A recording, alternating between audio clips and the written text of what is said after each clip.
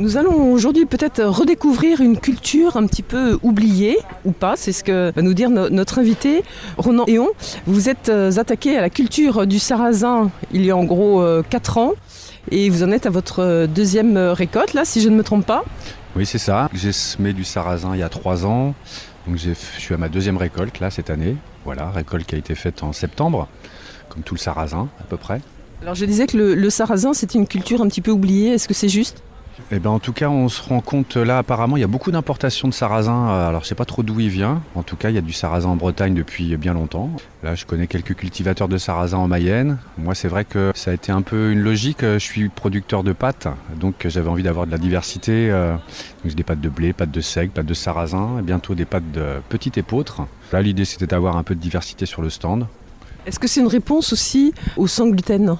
Bah oui, c'est vrai que c'est une belle proposition. Alors moi, le principe de faire des pâtes, c'est aussi donner une occasion supplémentaire aux gens d'éviter la case supermarché, en disant qu'on a en Mayenne, enfin un peu partout, mais en Mayenne des producteurs, des transformateurs. Donc les pâtes, c'est pas encore très très répandu chez les producteurs transformateurs du coin. Donc je me suis dit qu'il y avait peut-être quelque chose à faire.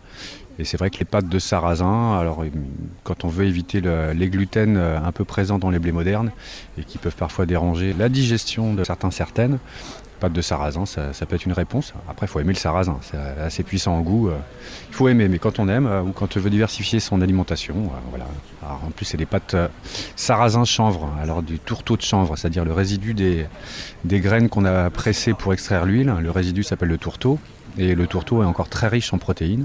Les pâtes sont des pâtes de sarrasin à 3/4 et 1/4 de tourteau de chanvre. Et de même que le chanvre était une culture particulièrement produite en Mayenne, qui a été bien oubliée aussi. Peut-être que ça revient aussi un petit peu ? Oui, alors c'est vrai que puis dans l'idée production locale, j'entends pas mal de politiques qui parlent de relocaliser l'économie. Alors c'est bien... Moi, j'entends des gens en parler depuis bien longtemps, c'est bien que les politiques s'approprient un peu le sujet là. C'est vrai qu'en tant que producteur, le chanvre c'est pas quelque chose de facile à produire, parce qu'il faut des engins un peu particuliers pour le récolter, le traiter. Peut-être qu'à un moment, les pouvoirs publics, les élus locaux s'attacheront à mettre un outil à disposition des producteurs pour redévelopper les filières chanvre, filière lin par exemple, qui était c'est bien connu en Mayenne, on faisait du tissage, donc le chanvre, le lin, c'est des matériaux de base pour tout ça. Bon, et en tout cas, comme souvent, on voit que l'initiative finalement vient des individus, des citoyens eux-mêmes. Donc comme là, en l'occurrence vous, avec le sarrasin, vous disiez que c'était une culture de printemps ? Oui, alors je crois que certains appellent ça une culture de rattrapage, c'est-à-dire les céréales sont semées plutôt octobre, novembre. Les céréales en général, les autres ? Céréales, c'est-à-dire qu'en fait le sarrasin n'est pas une céréale.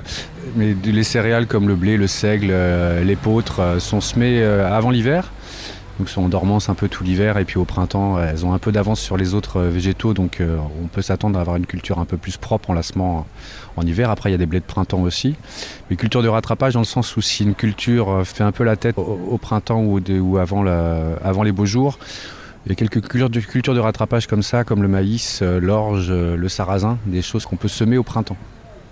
Voilà, donc si on n'est pas sûr du résultat de notre mise en culture, on a des possibilités de casser les cultures d'hiver pour des cultures de printemps. Et puis, je crois que c'est un avantage aussi pour le sol. Oui, alors le sarrasin, c'est une plante un peu totalitaire. Quand elle est semée quelque part, les racines envoient des messages aux autres végétaux en disant « tu pousses pas, c'est moi qui pousse ». Et puis elle a une grande capacité couvrante, c'est-à-dire que là où elle est, elle va pas trop laisser la place aux autres végétaux. Elle prend le soleil et les autres sont un peu étouffés. Donc c'est aussi une culture qui a un intérêt de nettoyage d'une parcelle. Quand on a pas mal d'adventices, un sarrasin fait un beau nettoyage. Est-ce que ça peut donner des idées aux jardiniers du dimanche, en fait, de planter quelques graines de sarrasin, histoire de nettoyer leur sol ? Oui, c'est une belle idée. Moi, c'est vrai que là, alors je fais faire la farine, je la fais pas encore. Le moulin est commandé, mais il y a quelques délais d'attente. J'ai proposé à ma maman, pour son parterre de fleurs, de ramener des cosses de sarrasin, et c'est un fort pouvoir couvrant. Et il n'y a pas besoin de tellement gratter ou de désherber derrière. Donc voilà, au moins avec la cosse de sarrasin. Mais sinon, effectivement, comme ce qu'on appelle un engrais vert, l'engrais vert qui n'est pas forcément une plante qui va servir d'engrais en tant que telle, mais c'est une plante qu'on va utiliser pour couvrir le sol d'hiver en attendant de faire par exemple une culture de printemps. Voilà, donc comme engrais vert, dans le sens où ça va couvrir le sol en attendant de faire une culture, le sarrasin a un intérêt certain. Du coup, vous disiez effectivement que votre idée au tout départ, c'était de faire des pâtes. Donc, pour l'instant, vous en êtes à la culture du sarrasin. Et puis, la production. Oui, alors pour l'instant, je cultive du blé, du seigle, du sarrasin. L'épeautre est à venir, enfin l'engrain, le petit épeautre. Voilà, et je ne suis pas pressé aujourd'hui d'avoir la main sur l'outil de transformation en pâte parce que c'est vrai que c'est un investissement. Là, je fais appel à un prestataire qui fait ça très bien, qui est un spécialiste de la pâte. Donc voilà, donc moi, je cultive. Et pardon, ce prestataire qui est local.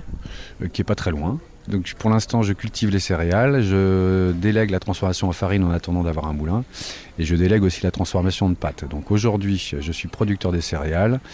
Je transforme en pain et je distribue les pâtes, voilà. Et alors tout ça, on peut le trouver où? Parce que c'est pas le tout, on parle de circuit court, circuit local, mais où peut-on se fournir en pain ou en céréales qui viennent de chez vous à Argentré? Alors, je suis présent sur les marchés de Martigné et Montsûrs le jeudi. Alors, j'ai le don d'ubiquité, donc je peux être dans les deux endroits en même temps. Et je suis présent le vendredi sur le marché des Épiers à Bonchamp. Et une fois par mois, je fais des petites infidélités. Je vais distribuer des pâtes une fois à Montflour et une fois à Argentré, qui est mon bled d'adoption. Et sinon, on fait de la publicité pour les collègues distributeurs. On est juste devant, là, sur le marché de Laval, devant le stand de Sylvain, le camion de la vraquerie. Et donc, Sylvain distribue des produits secs, et dont des pâtes de seigle et des pâtes de sarrasin. Voilà, si vous ne savez pas me trouver, lui, vous le trouverez plus facilement. Voilà. Et sinon, on vous trouve en tapant Ronan Héon à Argentré? Oui, sinon il y a le CIVAM qui est une association de promotion de l'agriculture bio en Mayenne. Le CIVAM qui a distribué un guide des produits locaux, donc vous me trouverez cette année dans le guide des produits locaux. Voilà. Et puisqu'on parle d'association, je crois que votre activité, c'est un petit peu une reconversion, votre activité de producteur de céréales et de sarrasin. Et je crois que vous avez été bien aidé aussi pour cette reconversion. Alors oui, c'est vrai qu'il y a une association en Mayenne qui s'appelle la Coopérative d'installation en agriculture paysanne, la SIAP, qui accompagne des porteurs de projets qui sont, on va dire que c'est une passerelle entre des gens en reconversion ou des gens qui veulent s'installer. Donc la SIAP propose une formation paysan créatif sur 1 an, donc 1 an pendant lesquels on choisit un paysan référent, enfin 2 ou 3 même, chez qui on va passer du temps, donc sur une année pour bien voir le cycle des végétaux, du travail du sol ou pas. Et ensuite, la SIAP propose aussi le portage d'activité. Donc moi j'ai bénéficié du portage alors c'est 1 an, renouvelable 2 fois.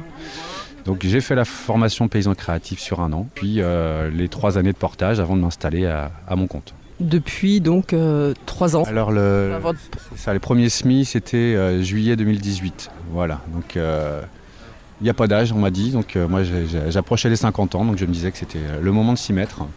Sinon, ça sera peut-être un peu tard. J'aurai peut-être un peu moins la moelle. Donc voilà. Merci beaucoup, en tout cas, Ronan Héon, de nous avoir permis de découvrir qu'il n'y a pas que le blé pour faire du pain, pour faire des pâtes. Donc merci beaucoup et belle continuation à vous. Pour l'instant, vous avez combien d'espace ?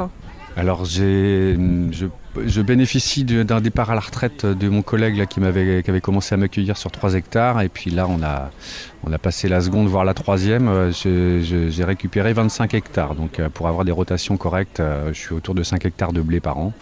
Donc voilà, pour pas faire du blé sur blé sur blé sur blé, voilà. C'est important de faire une rotation des cultures pour ne pas appauvrir le sol. C'est ça. Eh ben, merci beaucoup et puis on pensera éventuellement à venir acheter quelques graines de sarrasin pour mettre dans nos plates-bandes pour contrôler la pousse de tous nos adventices. Avec plaisir bientôt sur les marchés. À bientôt.